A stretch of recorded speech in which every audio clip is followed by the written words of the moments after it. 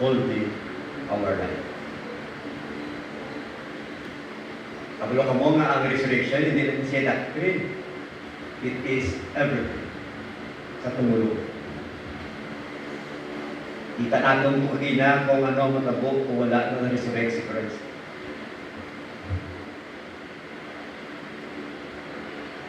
Kita nyo, kay na-resurrect si Christ, naka-service kita na size, pasado. Basta, nag-joke na sa akin. The point is, no meaning at all if Christ is still dead. Yet, because He was risen, what a living hope we have today. Dahil biskan na maikat piyutik sa aton nga palibot, sa aton nga kabuhi, as we walk in Him, we have such great hope and such assurance that we are in a good hand, powerful hand, cannot be shaken. No one can snatch you from this hand until that day, because we are being kept in heaven, secure by His life being given to the cross. And of course, He was resurrected to complete what He promised. Ano na Ginoo ta? So if you are fearful today, if you have fear, especially the future, you do not need to fear the future. Christ is alive. Trust Him. Rest in Him. Huwag yung makasulbat sa tanan natin siya kita. If you are grieving today, death is not the end. Your loved ones, if they are in Christ, they will rise again.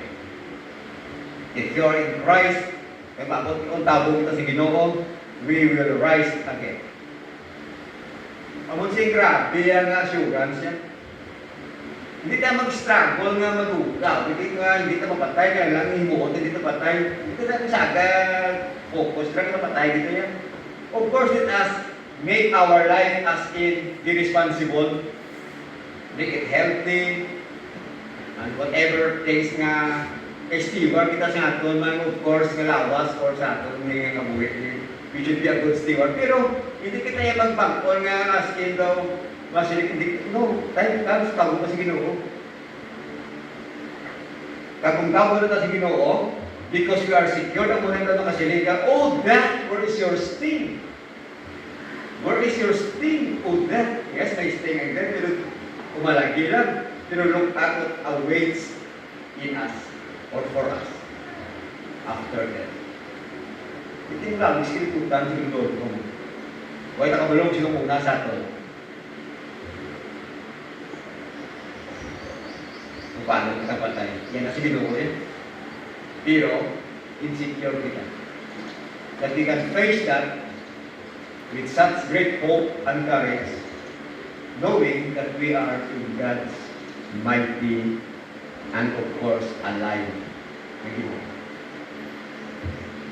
If you are struggling in sin, you are not enslaved anymore. Because the power that raised Christ now works in you. Struggle kita sa sin, of course, all of us. Ganyan, tapos luminggo ka, kasala ka kita. Pero, amon siling mo lang nga, we are now free or saved from the power of sin. Hindi ka na niya enslaved, pinafree kita. The power that raised Christ now works in you, in me. That's why grabe ka positive, grabe nga assurance, grabe nga hope, ang resurrection, ang dating sa resurrection ni Jesus, ang perfect sa aton ng mga tumulong. May kapuslanan ang pag-struggle, ang pagbatol within sa sin nga nag-adlaw magtintal sa aton. May kapuslanan nga nag-sandig kita sa Ginoo because of such power of resurrection. Wala na kitaya sa kalipay sa kabuhi, kundi kang Diyos naton buhi.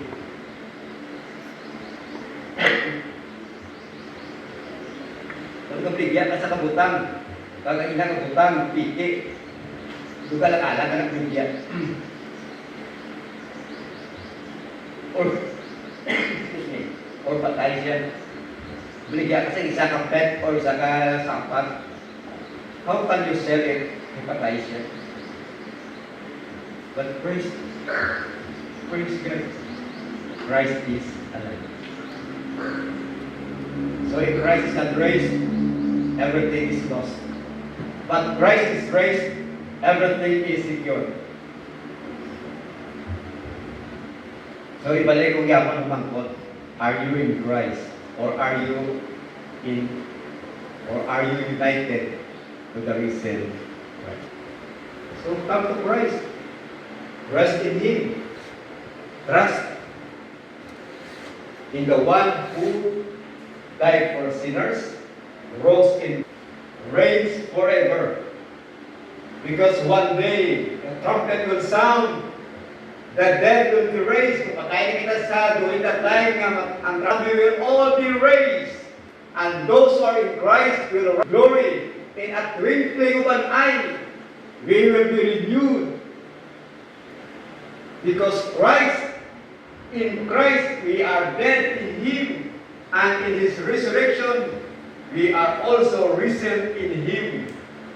And because He lives, you too, me, shall also live. Let's pray. Lord,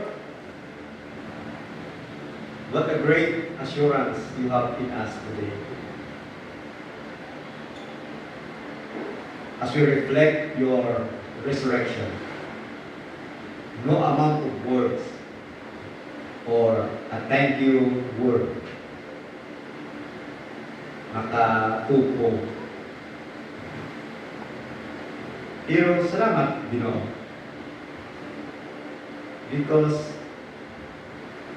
you are our God of yesterday, today, and forever. You are alive. And you are alive in our hearts. Thank you. Thank you, Lord. We can do things for you. We can serve you. We can love you. And all has great meaning. And with great hope. Thank you that even the things that we do for you as what you have commanded us to do is not even coming from our own personal mga effort. Even the things that we do, still your power, napakita mo. Your grace, Ibo ka ginahatag sa amin so that we can obey you.